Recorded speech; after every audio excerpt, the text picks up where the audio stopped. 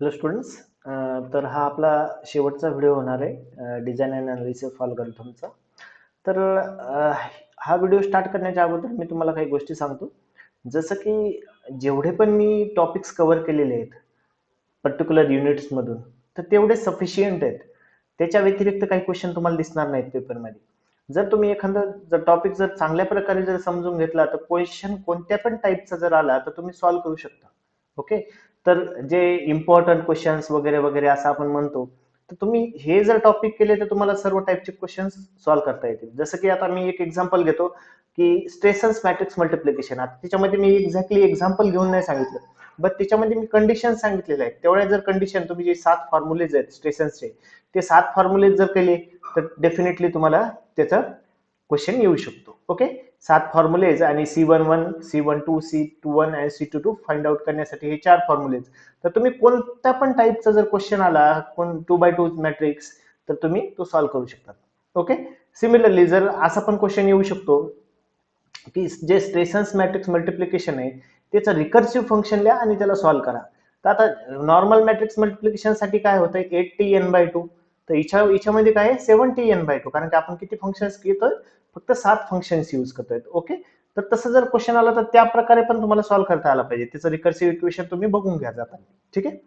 तर next topic आहे याच्यामध्ये की मॅट्रिक्स मल्टिप्लिकेशन. आता सर्वांना माहिती आहे मॅट्रिक्स मल्टिप्लिकेशन वगैरे काय असतं, but as per my experience की बऱ्याच जणांना ते मॅट्रिक्स मल्टिप्लिकेशन आपण असं अझ्युम करतो की आपल्याला माहिती आहे, पण बऱ्याच जणांना माहिती नसतं की मॅट्रिक्स मल्टिप्लिकेशन कधी होतं. मॅट्रिक्स मल्टिप्लिकेशन ए मल्टिप्लाय बी केलं इक्वल टू बी मल्टिप्लाय बे ए असतंय का नसतं, ते बऱ्याच जणांना माहिती नाहीत ह्या गोष्टी. ओके. तर आपण बेसिक थोडंसं बघू आणि फॉर्म्युला डिराईव्ह केलेला आहे मी. तर इथं डिटेलमध्ये तुम्हाला सांगता येणार नाही. ठीक आहे. इथे डिटेलमध्ये तुम्हाला जर एक्सप्लेन करायचं जर झालं तर, कारण की हा पूर्ण युनिट आहे, जर तुम्हाला एका तासामध्ये जर पूर्ण युनिटचं सोल्युशन पाहिजे तर it is not possible for me की एका तासामध्ये एकदम डिटेलमध्ये तुम्हाला सोल्युशन देणं. ठीक आहे. तर मी माझं बेस्ट देतोय की तुम्ही थोडंसं जेव्हा हा टॉपिक स्टडी करताना तुम्ही बाकीचे काम साईडला ठेवून पूर्ण कॉन्सन्ट्रेशन याच्याकडे लक्ष द्या. जर तुम्ही कॉन्सन्ट्रेशन लक्ष दिलं तर तुम्हाला हे समजून जाईल. ओके. तर बघा, मॅट्रिक्स मल्टिप्लिकेशन म्हणजे काय, की जर आपल्याला दोन गिव्हन मॅट्रिक्स आहेत त्याचं जर मल्टिप्लिकेशन करायचं आहे, म्हणजे ए आणि बी मॅट्रिक्स गिव्हन आहे, तर आपल्याला एक सी मॅट्रिक्स डिराईव्ह करायचा, that is nothing but a multiplication of two matrix, that is A and B. तर मॅट्रिक्स मल्टिप्लिकेशन कधी कधी पॉसिबल असतं, तर बेसिकली मॅट्रिक्सला दोन व्हॅल्यूज असतात, एक रो आणि एक कॉलम. ओके. सो किती रोज आहेत, this means row 1, this is row 2. Okay. Similarly, it is having the columns C1, C2 and C3. Means a matrix is having 2 rows and 3 columns. Okay. So its dimension becomes 2 cross 3. And second matrix is there. So it is having row 1, row 2 and row 3 and column 1 and column 2. Okay. So 3 rows and 2 columns. Okay. That dimension becomes 3 cross 2. जर दोन मॅट्रिक्सचं जर matrix multiplication जर करायचं असेल तर first मॅट्रिक्सचे column काय असले पाहिजे, दुसऱ्या मॅट्रिक्सच्या रोज बरोबर असले पाहिजे. ओके. समजतंय का मी काय म्हणतो? मॅट्रिक्स मल्टिप्लिकेशन तेव्हाच पॉसिबल आहे जेव्हा फर्स्ट मॅट्रिक्सचे कॉलम कशा बरोबर असतील, सेकंड मॅट्रिक्सच्या रोज बरोबर जर असतील, ते इक्वल असतील, then only matrix multiplication is possible. Otherwise इथं जर 2x3 असतं, हे 2x3 आणि इथं जर 2x2 जर असलं असतं तर धिस 3 अँड धिस काय झालं असतं, 2. तर इथं 2x3 आणि 2x2 चं मॅट्रिक्स मल्टिप्लिकेशन पॉसिबल नाहीये. ओके. तर लक्षात काय ठेवतात, फर्स्ट मॅट्रिक्सचे कॉलम जर दुसऱ्या मॅट्रिक्सच्या रोजच्या इक्वल असतील then matrix multiplication is possible. Okay. आपण काय म्हणतो, मॅट्रिक्स मल्टिप्लिकेशन इज पॉसिबल. आणि जे रिझल्टंट मॅट्रिक्सचे त्याचे डायमेन्शन काय असतील, रिझल्टंट मॅट्रिक्सचे डायमेन्शन बिकम फर्स्ट मॅट्रिक्सचे रोज आणि सेकंड मॅट्रिक्सचे कॉलम. ओके. हे काय, ही कंडिशन कशासाठी आहे, फक्त जर मॅट्रिक्स मल्टिप्लिकेशन पॉसिबल आहे का नाही. ठीक आहे. याच्यावरून आपल्याला काय भेटतं, पॉसिबल आहे का नाही. आणि त्याचे डायमेन्शन काय येईल, ते रिझल्टंट मॅट्रिक्सचे फर्स्ट मॅट्रिक्सचे रोज आणि सेकंड मॅट्रिक्सचे column. So it's dimension become 2x2. जेव्हा आपण मल्टिप्लाय करतो दोन मॅट्रिक्स तर कसं मल्टिप्लाय करतो, जर ही C11 व्हॅल्यू काढायची जर झाली तर आपण काय करतो, फर्स्ट रो फर्स्ट कॉलम बघा, A11 into B11 plus A12 into B21 plus A13 into B31. This is become C11. Similarly, we will calculate C12 means first row second column, first row second column. Similarly, 21 C21 means second row first column, okay, and C22 means second row second column, okay. Similarly, we will calculate all the things, okay. तर जे total number of मल्टिप्लिकेशन्स आपल्याला इथे लागणार आहेत ते किती लागणार आहेत, जर 2 क्रॉस 3 आहे, फर्स्ट मॅट्रिक्सचे डायमेन्शन काय आहे 2 क्रॉस 3 आणि सेकंड मॅट्रिक्सचे डायमेन्शन काय आहे 3 क्रॉस 2, तर total number of multiplication becomes this 2, okay, will take this 2, 3 दोन वेळेस आहे म्हणून याला काय करायचं, फक्त एकच वेळेस घ्यायचं आपल्याला, ओके. ह्या दोन्ही मधून फक्त काय करायचं, एकच वेळेस आपल्याला 3 घ्यायचं आणि finally this 2. So this nothing but 12, okay. 2 into 3 6 into 2 that is 12, means number of multiplication required किती आहे 12. तर बघा आपण इथे बघू शकतो 1 2 3, याच्यामध्ये 3 आहेत, याच्यामध्ये 3 3 3 means किती झाले total 12 number of multiplications are required. तर आपल्याला इथं बेसिकली मॅट्रिक्स मल्टिप्लिकेशन मध्ये आपलं एम काय, we have to do the matrix multiplication within a limited or we can say that within a less number of multiplication, okay. आता हे दोन matrix आहेत म्हणून आपण ए आणि बी सिम्पली मल्टिप्लाय करतो. जर आपल्यापाशी 3 मॅट्रिसेस असतील, ओके, 3 मॅट्रिक्स असतील तर कोणत्या वेनं आपल्याला मॅट्रिक्स मल्टिप्लिकेशन जर केलं तर लेस नंबर ऑफ मल्टिप्लिकेशन भेटतील हे आपल्याला फाइंड आउट करायचं. जसं आता बघा A1 A2 आणि A3 3 मॅट्रिक्स आहेत, तर फर्स्ट अप्रोच काय आहे की मी काय करेल, पहिल्यांदा these 2 matrix I will multiply first, okay. जसं की इथं मी केलंय 2 matrices I will multiply first and then result of this matrix will be multiplied with third matrix, okay. Other way काय की पहिल्यांदा काय करेल, मी ह्या दोन ला मल्टिप्लाय करेल A2 आणि A3 ला, then I will multiply A1 with the resultant matrix, okay. असं नाही चालणार बघा, असं करू शकत नाही तुम्ही मॅट्रिक्स मल्टिप्लिकेशन मध्ये A1 आणि A3 ला पहिल्यांदा मल्टिप्लाय करायचं आणि नंतर A2 ला, because it's result become different. एक तर तुम्ही काय करू शकता, A1 आणि A2 ची पहिल्यांदा जोडी घेऊ शकतात, नंतर A3 सोबत मल्टिप्लाय करणार. अदरवाइज A1 ला नंतर मल्टिप्लाय करायचं, पहिल्यांदा काय करायचं A2 आणि A3 ला आपण मल्टिप्लाय करून घ्यायचं, ओके. तर बघा याचे डायमेन्शन्स आहेत A1 चे 2 क्रॉस 3, देन A2 चे 3 क्रॉस 4 आणि A3 चे काय 4 क्रॉस 2. तर सिम्पली बघायचं हे 3 आणि हे 3 इक्वल आहेत, ओके. हे 4 आणि हे 4 काय इक्वल आहेत, म्हणजे आपण काय करू शकतो, matrix multiplication is possible, okay. तर आता बघा हे याला आपण पहिला जर 2 क्रॉस 3 आहे त्याला D0 2 ला कन्सिडर केलं, D1 3 ला हे D1 कन्सिडर केलं तर हा 3 पण काय होईल D1. सिमिलरली 4 ला D2 कन्सिडर केलं तर हा 4 पण काय होईल D2 and this become D3, okay. ते आपल्याला फॉर्म्युला कॅल्क्युलेट करण्यासाठी लागणार आहे, त्याच्यामुळे आपण तसं केलंय, ठीक आहे. आता बघा धिस टोटल व्हॅल्यू जे काढायचे आपल्याला, दॅट इज बिकम द, आपल्याला काय करायचं, less number of multiplication find out करायचे. म्हणजे जर मी याला प्रॉब्लेम कन्सिडर केला, याच्यामध्ये किती मॅट्रिसेस आहेत 3, तो आपल्याला काय करायचे C of 1, 3, cost of 1, 3, we have to calculate the cost of 1, 3, okay. तर आता याच्यामध्ये काय केलंय मी, A1 आणि A2 ला पहिल्यांदा सिलेक्ट केलंय, A1 आणि A2 चं मल्टिप्लिकेशन करा आणि नंतर A3 चं, म्हणजेच मी काय केलंय C ऑफ कॉस्ट ऑफ 1, 2 पहिल्यांदा सिलेक्ट केले आणि मग नंतर काय कॉस्ट ऑफ 3, 3. म्हणजेच मी इथे असं म्हणू शकतो, firstly cost of this is become I and this is become J. जर आपण कन्सिडर केलं तर this is become I and this is become K. Now this 3 becomes K plus 1, okay. This 3 becomes K plus 1 and this 3 becomes J, okay. Similarly इथं पण आपण ह्या पण याच्यामध्ये काय करणार, cost of 1, 1 means cost of I2K, and similarly this cost of 2, 3 becomes cost of K plus 1 to J, okay. तर आता बघा कॉस्ट ऑफ 1, 2 जर केलं तर याचे नंबर ऑफ मल्टिप्लिकेशन किती रिक्वायर्ड आहे बघा, 2 into 3 into 4 that is 24, just cost of 1, 2. आणि 3, 3 एकच मॅट्रिक्स आहे त्याला मल्टिप्लिकेशन काय लागतील, 0 मल्टिप्लिकेशन लागतील.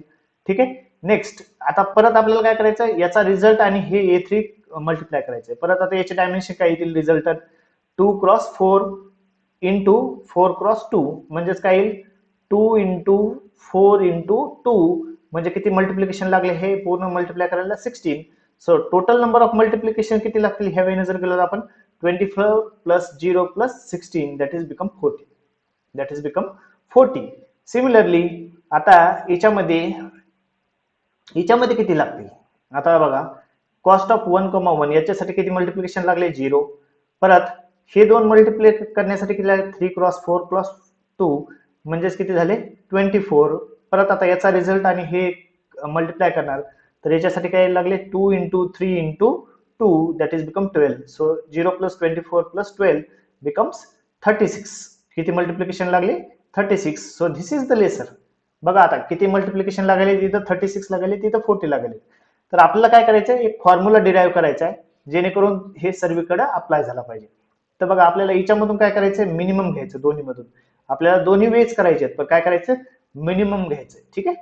आता बघा C ऑफ 1,2 पहिल्यांदा काय केलं आपण, C ऑफ 1,2 ला डिवाइड केलं. परत काय केलं, जो दुसरा प्रॉब्लेम आहे त्याला काय केलं, C ऑफ 3,3. ठीक आहे. तर मग काय केलं, I2K म्हणजे C of I2K plus plus आपण काय केलं, C of I2K plus 0 add केलं. 0 ऍड केलं म्हणजे काय, C of K plus 1 to J, K plus 1 to J. आणि आपण काय घेतलं नंतर D0, ही 2 म्हणजेच काय, हे D0. 4 म्हणजेच काय, D2. आणि हा काय 2 म्हणजे D3. ओके. आता बघा D0 म्हणजे काय, एक तर इथं पण काय आलं D0, परत काय आलं D1 आणि D3. हा D0 म्हणजे काय, Di-1. ओके. तर आपण काय केलं, इथं Di-1 रिप्रेझेंट केलं. हा D2 म्हणजे काय, आता D2 कुठं आला हे बघा, K च्या व्हॅल्यूला काय आलं 2a. तर इथं पण K ची व्हॅल्यू काय होती 1, तर म्हणजे इथं D1 यायला पाहिजे. बरोबर 1 म्हणजे हा नथिंग बट काय, सेकंड व्हॅल्यू काय DK. आणि लास्टची व्हॅल्यू काय, इथं D3 आलं आणि इथं पण काय आलं D3. D3 म्हणजेच काय, शेवटची व्हॅल्यू काय ती, दॅट इज 3. म्हणजेच आपण कशाने रिप्रेझेंट करू शकतो, DJ. तर आपण फॉर्म्युला डिराईव्ह केला. बघा हा कुठून कुठपर्यंत होणार, it varies from I to K, varies from I to J, but J पेक्षा काय झालं पाहिजे, स्ट्रिक्टली लेस दॅन असलं पाहिजे K. ओके. हा K काय आहे, J पेक्षा स्ट्रिक्टली लेस दॅन असला पाहिजे. आणि पहिल्यांदा आपण काय करणार, C of I to K घेणार plus C of K plus 1 to J plus Di-1 into DK into DJ. म्हणजेच ही K ची व्हॅल्यू व्हॅरी होणार फक्त. बघा K इज इक्वल टू, इथं काय होतं 2, इथं काय होतं K इज इक्वल टू 1. तर म्हणजे K कशापर्यंत व्हॅल्यू होईल बघा, हे I ची व्हॅल्यू काय होती 1 2 3, पण आपण K ची व्हॅल्यू किती घेतली, इथं 2 घेतली आणि इथं 1 घेतली. म्हणजे K इज इक्वल टू 3 घेतली का, नाही. म्हणून इथं काय आहे, strictly less than J. Okay, strictly less than J. I hope तुम्हाला हे फॉर्म्युला समजला असेल. तर आता आपण हे फॉर्म्युला लक्षात घेऊन काय करायचं, आपल्याला मॅट्रिक्स मल्टिप्लिकेशन करायचं आहे. ठीक आहे. तर तुम्हाला मॅट्रिक्स गिवन नसतील, त्याच्यामध्ये व्हॅल्यू वगैरे गिवन नसतील, जस्ट असे मॅट्रिक्स असतील PQRS किंवा A1 A2 A3 A4. तर आता बघा A1 मॅट्रिक्स गिवन आहे, त्याचे डायमेन्शन 3x2, A2 2x4, असेच A4 पर्यंत मॅट्रिक्सेस गिवन आहेत.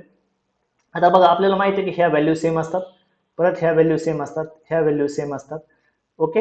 म्हणून आपण ह्या 3 ला D0, 2 ला D1, 4 ला D2, 2 ला D3 आणि D4 कन्सिडर केलं. ठीक आहे.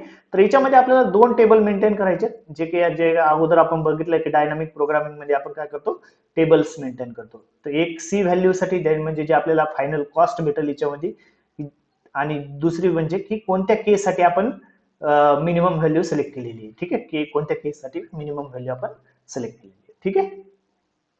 आता बघा याच्या व्हॅल्यू फिल करताना कशी फिल करायची बघा, हे डायगोनल बिकम्स 0 का, कारण की 1 to 1, 2 to 2, 3 to 3 and 4 to 4 single matrix आहे. तर त्याच्यासाठी मल्टिप्लिकेशन किती लागणार आहे, 0 only.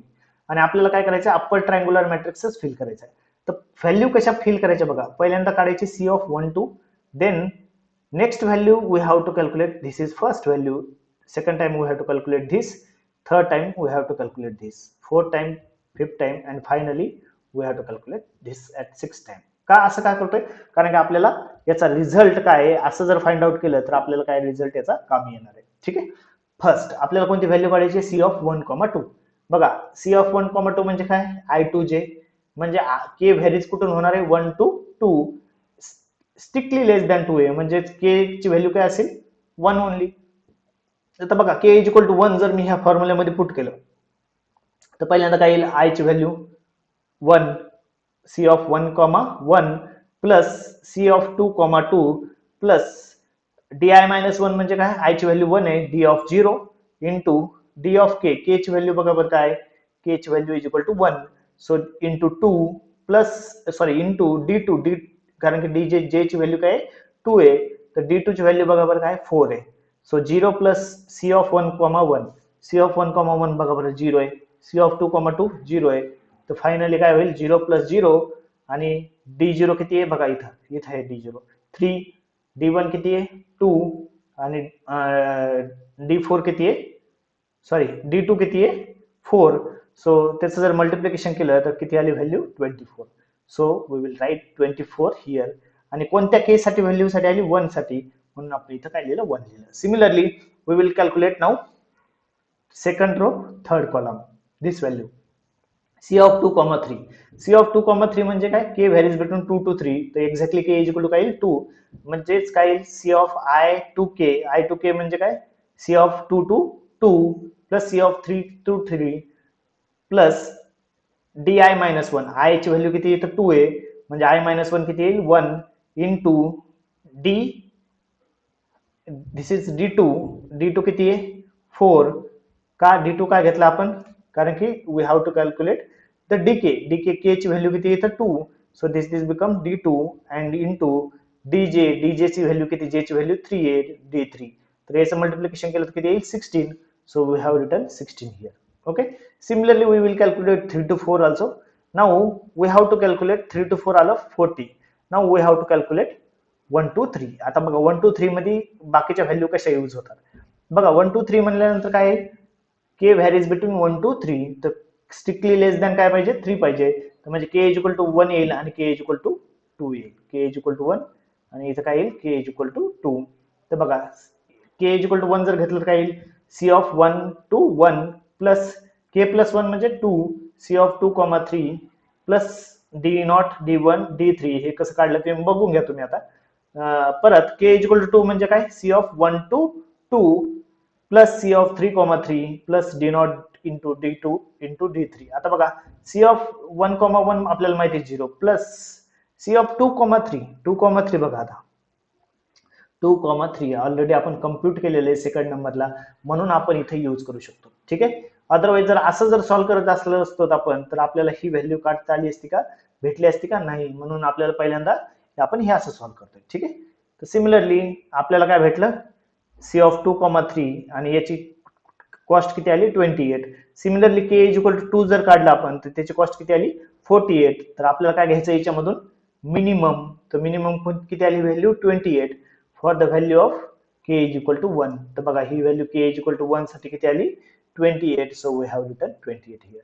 Now we will calculate this fifth value that is 36 we have calculated. Okay, similarly 36 म्हणजे काय c of 2,4 तर k varies between 2 to 4 k is equal to 2 येईल k is equal to 3 येईल.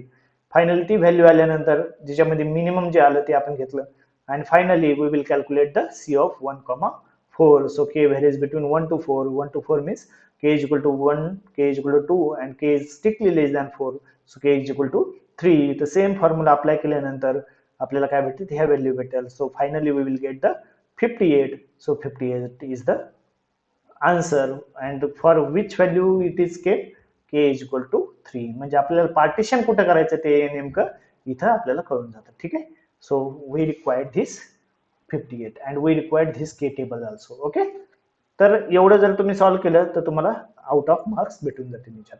ठीक आहे नेक्स्ट प्रॉब्लेम आहे single source shortest path जो की डायनामिक प्रोग्रामिंग मध्ये आपण यूज करतो आणि जो आपण ऑलरेडी यूज केलेला आहे single source shortest path that is Dijkstra algorithm तो आपण काय ग्रीडी अल्गोरिथम मध्ये यूज करतो. ठीक आहे तर बेलमन फोर्ड मध्ये अल्गोरिथम मध्ये काय आहे की रिलॅक्सेशन ऑफ एजेस आपण किती टाइम घेतो n-1 म्हणजे नंबर ऑफ व्हर्टायसेस जर आपल्यापाशी 7 असतील ठीक आहे. तर आपण काय करतो, एजला किती टाइम्स रिलॅक्स करतो, 6 times. Okay, here 7 vertices are there, so we will relax after 6 times computation. Okay, तोपर्यंत आपण चेंज करत राहणार. म्हणजे आपण टेम्पररी लगेच डिसिजन घेत नाहीत, आपण काय करतो, परत परत परत परत परत कॅल्क्युलेट करतो आणि तेव्हाच डिसिजन घेतो. Okay, and one more thing about Bellman-Ford is that Bellman-Ford will work for negative edges.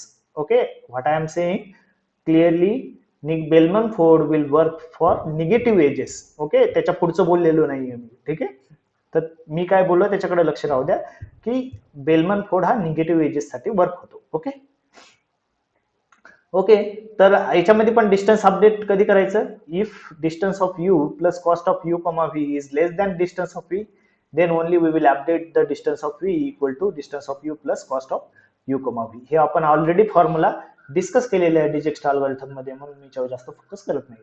ठीक आहे, आता याचा अल्गोरिथम कसा वर्क होतो, तर आपल्याला पहिल्यांदा लिस्ट ऑफ एजेस काढून घ्यायच्या. ठीक आहे, आता ह्या लिस्ट ऑफ एजेस जेव्हा आपण काढतो तेव्हा ज्या पॅटर्न नुसार आपण फॉलो करणार आहे तोच पॅटर्न प्रत्येक इटरेशन मध्ये, म्हणजे प्रत्येक आपण किती n-1 टाइम्स आपण इटरेट करणार आहे, तर प्रत्येक इटरेशन मध्ये ह्याच वेने जायचं. ठीक आहे, पहिल्या इटरेशन मध्ये 1,2 पहिल्यांदा घेतलं, नंतर 3,2 घेतलं, असं चालणार नाही. आपल्याला काय करावं लागेल, तुम्हाला एवढी फ्लेक्झिबिलिटी आहे की तुम्ही कोणत्या पण एजेस पासून स्टार्ट करू शकता, पण एकदा का तुम्ही लिस्ट ऑफ एजेस जर केल्या तर तुम्हाला ह्या लिस्ट ऑफ एजेसनच सिरियली तुम्हाला ऑपरेशन्स परफॉर्म करावं लागतील. तुम्ही रॅन्डमली कोणती पण एज चूज करू शकत नाहीत. ओके, ठीक आहे, तर लिस्ट ऑफ एजेस काढले मी, जसं की 1 to 2. आता बघा 2 to 1 येणार नाही, कारण की हा काय डायरेक्टेड ग्राफ आहे.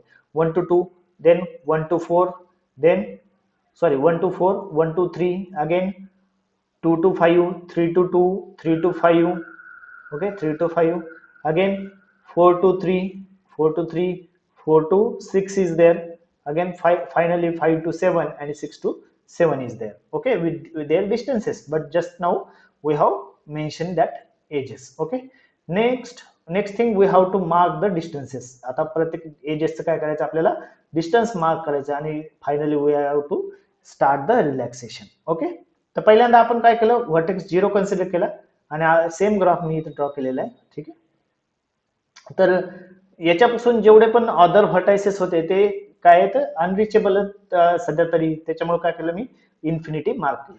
तर आता बघा, इन्फिनिटी मार्क केलं, पहिली एज कोणती ट्रॅव्हल करायची, इथं इथं चेक करायचं, 1 to 2, 1 to 2. बघा आता डिस्टन्स ऑफ व्ही कधी, हा झाला यू आणि हा झाला व्ही, व्हीचं डिस्टन्स काय, इन्फिनिटी. तर बघायचं डिस्टन्स ऑफ यू काय, 0 plus cost of u comma V 6, 0 plus 6 is less than infinity, so will update it. तर मी काय केलं इथं बघा, अपडेट केलं. सिमिलरली नेक्स्ट एज कोणती आहे, 1 to 4. तर 1 to 4 बघा, इन्फिनिटी होतं, तर 0 प्लस 5 काय होतं, लेस दॅन होतं इन्फिनिटी पेक्षा, तर 5 मी अपडेट केलं. नेक्स्ट 1 to 3, 1 to 3 पण काय, इन्फिनिटी होतं, तर 0 प्लस 5, तर 5 मी अपडेट केलं. नेक्स्ट 2 to 5, 2 to 5 बघा, आता 2 to 5 किती येतं, इन्फिनिटी होतं, बट जर इथं बघितलं आपण तर 6 minus 1, this is -1, 6 minus 1 that is 5, which is less than infinity, so I have updated it. Next edge कोणती आहे, 3 to 2, 3 to 2 बघा, अगोदर याचं डिस्टन्स 5 अपडेट केलेलं, 5 plus 1, 6, which is greater than 5, so we will not update it. Next 4 to 3, आता बघा 4 to 3 already काय होतं, 5, but 5 minus 2 that is 3, which is less than 5, so we will update it. Next 4 to 6, 4 to 6 बघा बरं, -1 होतं distance, but अगोदर इथं काय होतं, 6चं वर्टेक्सचं distance infinity, so 5 minus 1 that is 4, which is less than infinity, so we will update it. Next काय, 5 to 7, 5 to 7 again 5 plus 3, 8, which is less than infinity, so we will update it. Next 6 to 7, 6 to 7 again we will check, 4 plus 3, which is less than 8, so we will update it 7. Okay, तर हे झालं first iteration, first time. आता आपल्याला काय करायचं, second time. आता second time करताना पण काय करायचं, same vertices, same list of edges consider करायचं. पहिल्यांदा कोणती करायची, 1 to 2. ओके, ठीक आहे, 1 to 2. आता बघा 1 to 2 काय आहे, एक मिनिट, सेकंड, ओके, हा 1 to 2, 1 to 2 बघा, 1 to 2 काय होतं, 1, 0 plus 6, just a second, हा 0+6 1 to 2 6 which is less than 3 आहे का नाहीये म्हणजे नो अपडेशन. परत 1 to 4 1 to 4 काय 0+5 5 is already there so no updation required. Then 1 to 3 next काय 1 to 3 so 0+5 which is greater than 3 so no updation required. 2 to 5 2 to 5 again 2 to 5 just 2 to 5 so that is become 3 minus 1 so that is become kiti 3 minus 1 2 which is less than 5 so updated. Next 4 to 3 just a second 4 to 3 5 minus 2 that is 3 only so no updation required. Then 4 to 6 4 to 6 so 5 minus 1 that is 4 only no updation required. Then 5 to 7 5 to 7 so 2 plus 3 which is less than 5 2 plus 3 5 which is less than 7 so we'll update it. 6 to 7 again 4 plus 3 7 is there so no updation is required. This is second time. Okay third time again जर आपण केलं तर third time बघा कोणती age change होते फक्त हे इथं 1 ऑलरेडी झालेलं आहे so 1 minus 1 means 2 to 5 only will change. Okay पूर्ण प्रोसेस केल्यानंतर बाकी चेंज होणार नाही. 2 to 5 काय होईल फक्त चेंज होईल बघा 2 to 5 2 साठी काय होतं distance 1 minus 1 becomes 0 again 0 plus 3 becomes 3 म्हणजेच 5 to 7 काय होईल 3 होईल. ठीक आहे नाउ नेक्स्ट टाइम जेव्हा आपण करणार आता फोर्थ टाइम तर फोर्थ टाइम मध्ये बघा की आपण पूर्ण ट्रॅव्हल्स केल्यानंतर बघा 1 to 2 जर घेतलं तर 0+6 which is less than which is greater than 1 so we will not update it. 0+5 which is greater than 3 no updation. 0+5 which is equal to 5 only so no updation. Again 2 to 5 1 minus 1 becomes 0 no updation is required. Again 3 to 2 so 3 minus 2 becomes 1 only no updation required. 3 to 5 3 plus 1 4 is greater than 0 no updation required. Again 4 to 3 so 5 minus 2 becomes 3 no updation required. Again 4 to 6 so 5 minus 1 becomes 4 no updation required. Again 5 to 7 0 plus 3 which is equal to 3 only so no updation required. And 6 to 7 4 plus 3 7 which is greater than 3 so no updation is required. बघा आता third time आणि fourth time जेव्हा आपण check केलं तर बघा याच्यामध्ये काय झालं नो चेंज आला म्हणजे याच्यामध्ये अपडेशन करायची गरज आहे का no updation is required. Okay तर त्याच्यामुळं आपल्याला किती टाइम्स करू शकतो आपण हे 6 टाइम पर्यंत करू शकत होतो बट इथं काय झालं इथंच n-1 आणि nth इटरेशन मध्ये जर नो चेंज आला तर then we can stop there. Okay and we can say that this is the shortest path by using Bellman Ford algorithm. Okay I hope you have understood it. म्हणजे single source मध्ये 1 पासून काय जर दुसऱ्या व्हर्टेक्सला जर reach व्हायचं असेल तर we will use this path. Okay तर याच्यामध्ये पण आणखीन एक कंडिशन आहे जसं की मी ऑलरेडी तुम्हाला काय सांगितलं याच्यामध्ये की this will work only with negative edges. जसं की आपण याच्यामध्ये जर याला अप्लाय केलं सेम एजेस जर कॅल्क्युलेट करून तर याच्यामध्ये व्हर्टायसेस किती आहेत 4 सो आपण कितीपर्यंत रिलॅक्स किती टाइम पर्यंत रिलॅक्स करू शकतो थर्ड टाइम पर्यंत. ओके ठीक आहे बट याच्यामध्ये जर निगेटिव्ह वेट सायकल असेल निगेटिव्ह एज वेट सायकल म्हणजे आता बघा ही सायकल म्हणजे काय असतं हा इथे चालला हा इथे चालला आणि हा परत काय चालला इथे चालला म्हणजे ही काय झाली cycle with negative edge weight. तर याच्यामध्ये आपण 3 टाइम जरी किती पॉसिबल आहेत आपल्याला 3 टाइम्स तर 3 टाइम्सच्या वरी पण जर आपण केलं तर हा काय होतो हा ग्राफ म्हणजे एक फायनल आन्सर पर्यंत पोहोचत नाहीये. ओके फायनल आन्सर पर्यंत पोहोचत नाहीये म्हणजे अगेन फोर्थ टाइम जर केला आपण तर अगेन त्याच्यामध्ये काय येतात चेंजेस येतात. जेव्हा चेंजेस येतात आफ्टर n टाइम ऑल्सो म्हणजे n-1 टाइम केल्यानंतर nth इटरेशनला पण चेंजेस येतात तेव्हा आपण काय म्हणू शकतो की Bellman Ford algorithm is fail to converge this graph. Okay okay तर हे जर ग्राफ तुम्ही जर ट्रॅव्हर्स केला तर इथं बेलमन-फोर्ड अल्गोरिथम काय करतो फेल होतो. तुम्हाला वाटत असेल वरती एवढे निगेटिव्ह एजेस होते तिच्यामध्ये सायकल होत नाही का बघा आता याच्यामध्ये सायकल होते का बघा हा इथं जातोय परत हा इथं जातोय असं सायकल होते का नाही म्हणजे 2 इकडे ऍरो आहेत तर इथं सायकल होत नाही. परत निगेटिव्ह एज कुठे होती हा इकडे जातोय परत जर हा जर इकडे आला असता तर मग काय झालं असतं, निगेटिव्ह एज सायकल झाली असते. परत कुठं जातोय तो, ह्याच डायरेक्शनला. तर इथंच पण सायकल फॉर्म होत नाही. परत इथे इथे नाही होत, कारण की हा एरो पण काय दुसऱ्या साईडला आहे. ओके. तर जो पहिला ग्राफ होता त्याच्यामध्ये काय होतं, निगेटिव्ह एजेस होत्या, पण निगेटिव्ह वेट सायकल होती का, एज वेट सायकल होती का, नव्हती. त्याच्यामुळे तो कन्वर्ट झाला. Okay. So this is about Bellman Ford algorithm. Okay. काय all pair shortest path problem, म्हणजे याच्यामध्ये आपण सिंगल सोर्स शॉर्टेस्ट पाथ मध्ये काय होतं, एक सिंगल सोर्स होता आणि त्याच्यापासून ऑल अदर व्हर्टायसेस साठी आपण काय करत होतो, डिस्टन्स फाइंड आउट करत होतो. बट आता इथं काय की ऑल पेअर म्हणजे पहिला व्हर्टेक्स सोर्स म्हणून कन्सिडर करायचा, मग अदर व्हर्टायसेस साठी डिस्टन्स फाइंड आउट करायचा. नेक्स्ट टाइमला काय करायचं, दुसरा vertex as a source consider करायचा आणि बाकी अदर व्हर्टायसेसला. तर प्रत्येक vertex as a source consider करणारा आणि प्रत्येक व्हर्टेक्स काय होईल, दुसरा डेस्टिनेशन पण होईल. त्याच्यामुळे याला काय म्हणतो आपण, all pair shortest path problem.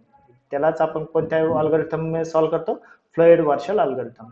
जर आपण याच्यामध्ये जर डिजिक्स्ट्रा अल्गोरिथम रन केला तर आपल्याला किती टाइम रन करावा लागेल तो डिजिक्स्ट्रा अल्गोरिथम, कारण की सिंगल सोर्स होता. तर जेवढे नंबर ऑफ व्हर्टायसेस असतील तेवढे टाइम आपल्याला काय करावं लागेल, डिजिक्स्ट्रा अल्गोरिथम रन करावं लागेल. म्हणजे डिजिक्स्ट्रा अल्गोरिथमची कॉम्प्लेक्सिटी किती आहे, एन स्क्वेअर. तर आपल्याला एन टाइम रन करावं लागेल. तर बाय युजिंग डिजिक्स्ट्रा अल्गोरिथम जर आपण याला सॉल्व्ह केलं तर वी रिक्वायर्ड म्हणजे टाइम कॉम्प्लेक्सिटी किती येईल, big of N cube, N square Dijkstra algorithm साठी, आणि एन टाइम्स आपलं अप्लाय करायला, म्हणून that is become N cube. Okay. तर आपल्याला काय करायचंय याच्यामध्ये, फर्स्ट व्हर्टेक्स जर आपण कन्सिडर केला तर त्याच्यासाठी आपल्याला फाइंड आउट करायचे. सेकंड व्हर्टेक्स जर सोर्स असेल तर त्याच्यापासून डिस्टन्सेस काय येतील, थर्ड व्हर्टेक्स काय असेल. ठीक आहे. आता बघा, आता मला 1 to 2 जर डिस्टन्स फाइंड आउट करायचं जर झालं तर 1 to 2 मी कसं फाइंड आउट कराल, व्हाया मी एक तर 3 जाईल. Okay. 1 to 3 and then 3 to 2 other way, 1 to 2 directly, and finally via 4. So 1 4 and then 2. Okay. So we have to take the decisions or sequence of decisions in this. तर तुम्हाला problems कशा प्रकारे विचारला जाऊ शकतो याच्यामध्ये. सो असा given matrix असेल त्याला आपण काय करणार, ए ऑफ 0 कन्सिडर करणार, व्हाया व्हर्टेक्स 0 आपण असं म्हणू शकतो. ठीक आहे. Via vertex 0. तर हे जो मॅट्रिक्स आहे ते तुम्हाला काय असेल, गिवन असेल. ओके. जर वर्ड्स मध्ये गिवन असेल किंवा ए टू बी डिस्टन्स असेल तर तुम्हाला मॅट्रिक्स तसा प्रिपेअर करावा लागेल. ठीक आहे. आता बघा, आपल्याला याच्यावरून ए ऑफ 0 ला कन्सिडर करून आपल्याला फाइंड आउट काय करायचंय, ए ऑफ 1 फाइंड आउट करायचंय. ठीक आहे. आपल्याला काय फाइंड आउट करायचंय, A of 1. It means that via vertex 1. Okay. Via vertex 1 काय डिस्टन्स आहेत. तर जेव्हा आपण व्हाया व्हर्टेक्स 1 कन्सिडर करतो तर त्याच्यामध्ये काय करायचं, जेव्हा इथं 1 जी व्हॅल्यू असेल तर that means that row and that column we have to left out. Okay. That row and that column we have to leave. म्हणजे जो ऍज इट इज ते प्रिव्हियस मॅट्रिक्स मध्ये आहे तो काय करायचा, तो ऍज इट इज आपल्याला त्याच्यामध्ये लिहायचा. ठीक आहे.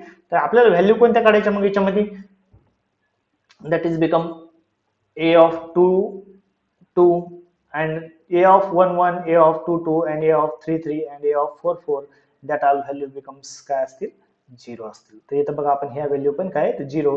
तर राहिल्या कोणत्या व्हॅल्यू आपल्याला काढायला, this means we have to calculate just 6 values with the reference of a of 0. ठीक आहे. तर आपल्याला काय काढायचं आता, a of 1. तर आपण बघायचं a of 0 आपल्याला फाइंड आउट करायचं काय, a of 1 2 2 3, a of 1 2 2 3. तर त्याच्यामुळे ते फाइंड आउट करण्यासाठी आपण काय करणार, ए ऑफ 0 2 to 3 बघायचं आपल्याला काय, ए ऑफ 0 2 to 3 काय 2 इक्वल टू, आता व्हाया व्हर्टेक्स काय 1. तर म्हणजे काय येणार, ए ऑफ 0 2 to 1 जाणार आपण पहिल्यांदा, plus A of 0 1 to 3 1 to 3. आता आपल्याला फाइंड आउट काय करायचं 2 to 3, बट 2 to 3 मध्ये काय टाकायचं 1 टाकायचं, कारण की इथं आपण काय प्रिपेअर करतो, व्हाया व्हर्टेक्स 1 मॅट्रिक्स प्रिपेअर करतो. ठीक आहे. मग 2 to 1 एक येईल आणि 1 to 3 येईल. बघा आता 2 to 1 काय आहे distance, 2 to 1 that is 8 plus 1 to 3 1 to 3 that is become infinity. So 2 is less than 8 plus infinity, that is become infinity. 2 is less than infinity. So when this value is less than, so we will not change it, we will directly write it. So this is become 2. Okay. Similarly आता आपल्याला काय find out करायचं 2 to 4 via 1. So a of 2 to 4 कसं find out करणार, So first of all, we will take the a0 of 2 to 4. A of 0 of 2 to 4 किती आहे? Infinity. तर infinity a of 0 आता दोघांमध्ये काय टाकणार? 1. 2 to 1. 2 to 1 काय? a of 0 2 to 1. 2 to 1 that is 8 plus a of 0 1 to 4. 1 to 4. A of 0 1 to 4 काय? 1 to 4 becomes 7.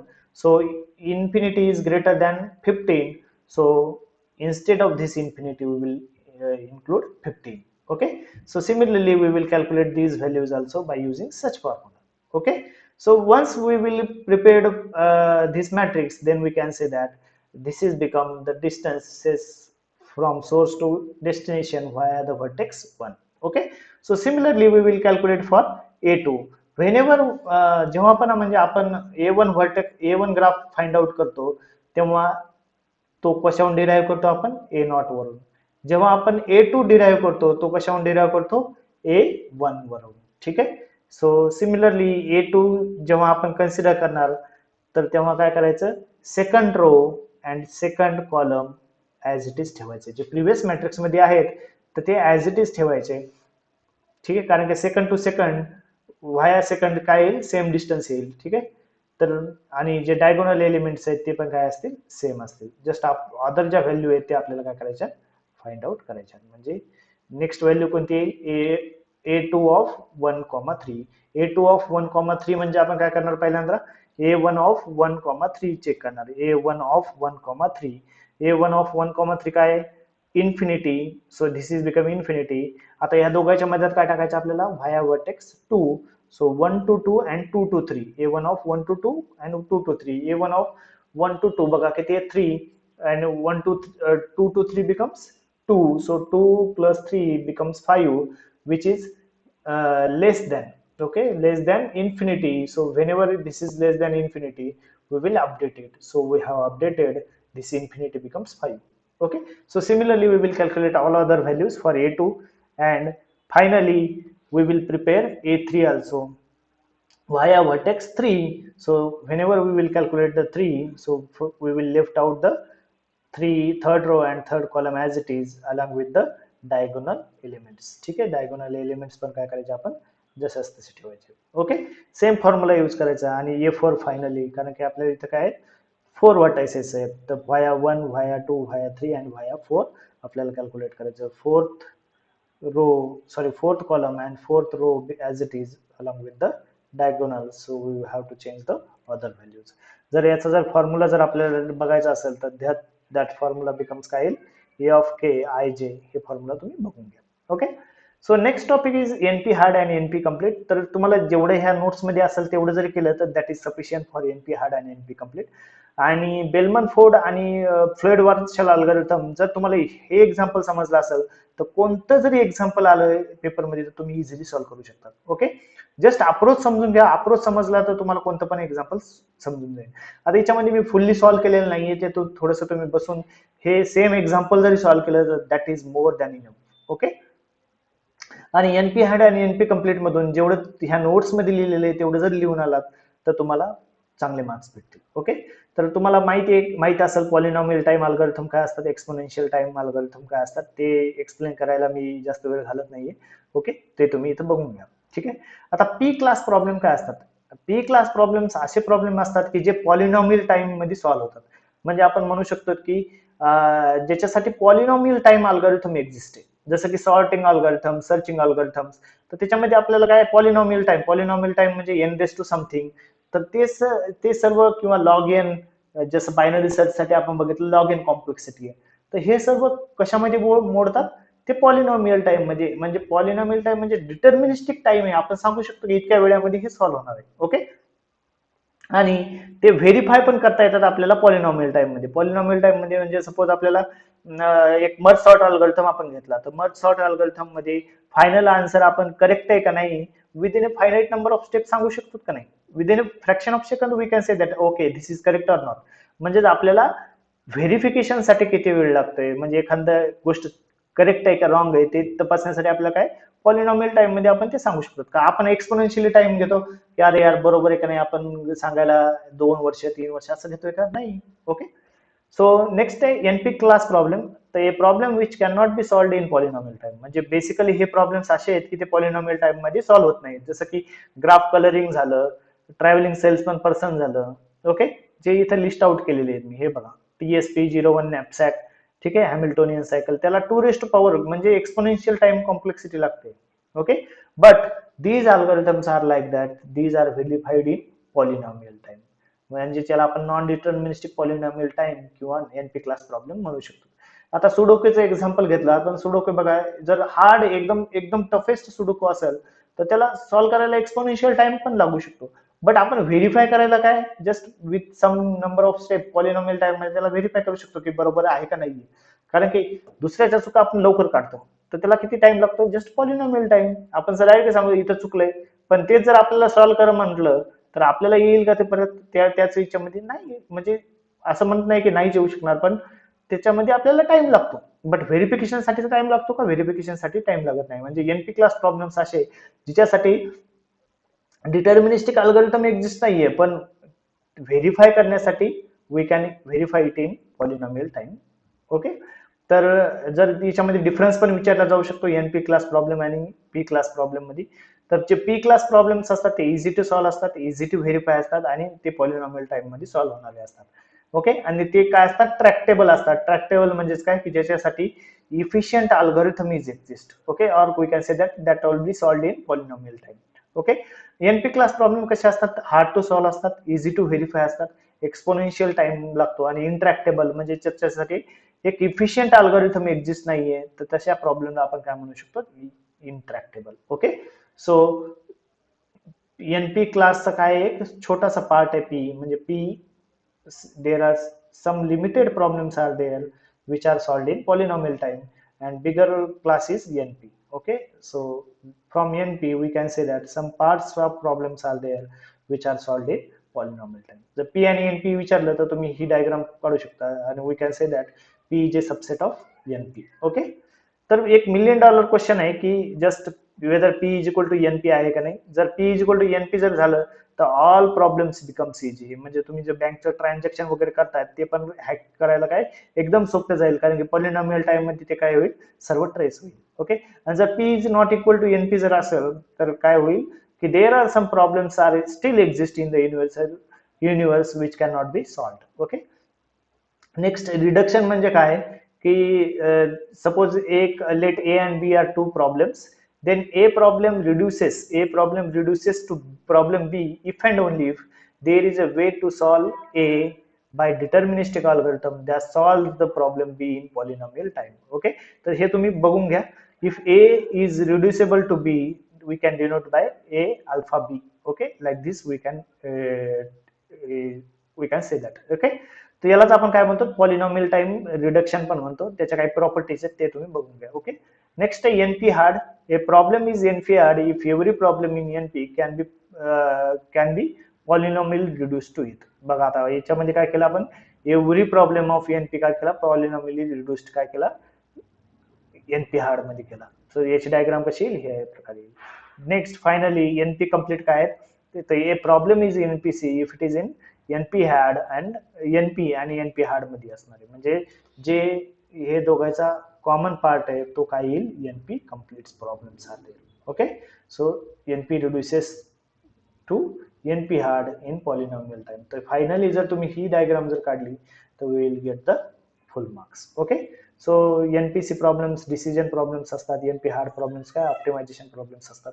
याबद्दल तुम्ही आणखीन आहे भरपूर, तर थोडासा एखादा नेटवर सर्च करून घ्या की difference between P and NP, and we can also say that difference between NPC and NP hard. Okay, so this is all about this particular unit. Okay, जर आता मी इम्पॉर्टंट क्वेश्चन्स जर याच्याबद्दल सांगायचे जर झाले डिझाईन अनालिसिस ऑफ अल्गोरिथम, तर first unit मधून मी तुम्हाला सांगतो असिम्प्टोटिक नोटेशन्स 100% करा. Okay, asymptotic notations, then we can say that masters theorem is also important. एक तर मास्टर्स थेरम वर तुम्हाला डायरेक्टली क्वेश्चन येईल की राईट द कंडिशन्स और डिस्क्राइब द मास्टर्स थेरम, और दुसऱ्या वेने एक येऊ शकतं की एक तर तुम्हाला मास्टर्स थेरम चे काही एक्झाम्पल्स देतील, आणि by using masters theorem you solve this particular example. तर ते प्रत्येक गोष्टीसाठी काय करावं लागेल तुम्हाला, मास्टर्स थेरम कम्प्लिटली करावं लागेल. ओके. अँड त्याच्यामध्ये आणखीन जर खोलवर गेलं तर जे रिकर्शन प्रॉब्लेम आहेत, तर रिकर्शन प्रॉब्लेम कोणता एक्झॅक्टली येईल म्हणून सांगता येत नाही, बट मी तो व्हिडिओमध्ये चांगल्या प्रकारे एक्सप्लेन केलेले, तर तो व्हिडिओ बघा आणि त्या व्हिडिओमधून रिकर्शन प्रॉब्लेम कसे सॉल्व्ह करतात ते बघा. ओके. जर सेकंड युनिटची गोष्ट केली तर मर्ज सॉर्ट आणि क्विक सॉर्ट इम्पॉर्टंट आहेत. क्विक सॉर्ट आणि merge sort and then rations matrix multiplication. Okay. Third unit जो की मी कव्हर केलेला नाही, कारण की वेळ खूप कमी होता आणि त्याच्या माझ्याकडे एक्झॅक्ट नोट्स अवेलेबल नाही, त्यामुळे मी कव्हर केलेला नाही तो. तर कारण की ते मी मोस्ट ऑफ द टाइम्स गेटच्या पर्स्पेक्टिव्हनं शिकवलेला आहे, तर गेटमध्ये तो युनिट नाहीये, तर त्याच्यामुळं मी तो जास्त कव्हर केलेला नाहीये. ठीक आहे. तर त्याच्यामध्ये तुम्ही 4 क्वीन्स प्रॉब्लेम्स आणि एन क्वीन्स प्रॉब्लेम वर भर द्या, and graph colouring and TSP problem. Okay. Next एक युनिट येतो की ग्रीडी अल्गोरिथम. याच्यामधून तुमचे मार्क्स कुठेच गेले नाही पाहिजे. बघा, ग्रीडी अल्गोरिथम हा स्कोर करण्यासाठी एकदम बेस्ट युनिट आहे असं आपण म्हणू शकतो. का? कारण की ग्रीडी अल्गोरिथम मध्ये तुम्हाला सांगतो की एक्झॅक्टली जे क्वेश्चन्स येणार आहेत ते एकतर नॅपसॅक प्रॉब्लेम किंवा जॉब सिक्वेन्सिंग किंवा हफमन कोडिंग, ह्या 3 मधून तर 6 मार्काला एक फिक्स येऊ शकतो, किंवा तिन्ही मधून 6-6 मार्काचे 2 क्वेश्चन फिक्स येऊ शकतात आणि अदर पार्ट जो असेल त्याच्यामधून 6 मार्काचं विचारलं जाऊ शकतं. ओके. सो हे झालं ग्रेडी अल्गोरिथमसाठी. आणि finally dynamic programming is there. तर डायनामिक प्रोग्रामिंग मध्ये लॉंगेस्ट कॉमन सबसिक्वेन्स वर most of the times question विचारले जाऊ शकतात. तर लॉंगेस्ट कॉमन सबसिक्वेन्सेस चांगले करा. आणि दुसरं एक टॉपिक आहे की जे मॅट्रिक्स मल्टिप्लिकेशन, ह्या व्हिडिओमध्ये जर तुम्ही बघितलं असेल तर खूप चांगल्या प्रकारे एक्सप्लेन केलेलं आहे ते. आणि बेलमन फोर्ड आणि आपण काय म्हणू शकतो, फ्लड वार्शल अल्गोरिथम, तर ते एकदम इझी आहे. तुम्ही जर एकदा व्हिडिओ बघितला तर तुम्हाला पूर्णपणे क्लिअर होऊन जाईल. आणि राहिला प्रश्न एनपी हार्ड आणि एनपी कम्प्लीट, तर ज्या डेफिनेशन मी इथं एक्सप्लेन केल्यात त्याच्या व्यतिरिक्त मला तरी वाटत नाही की तुमच्या पेपरमध्ये याच्या व्यतिरिक्त काही विचारू शकतात. ठीक आहे. तर this is all about the design and analysis of algorithm. Okay. तर स्टे कनेक्टेड. मी माझं खूप प्रयत्न करेल की दुसऱ्या सब्जेक्टचे पण व्हिडिओ टाकण्याचा. ओके. तर एखादा तरी पेपर मी सॉल्व्ह करून टाकण्याचा प्रयत्न करेल, जे की मला वाटतंय की हे क्वेश्चन येण्यासारखे. Okay. So till then, thank you so much and see you in next video.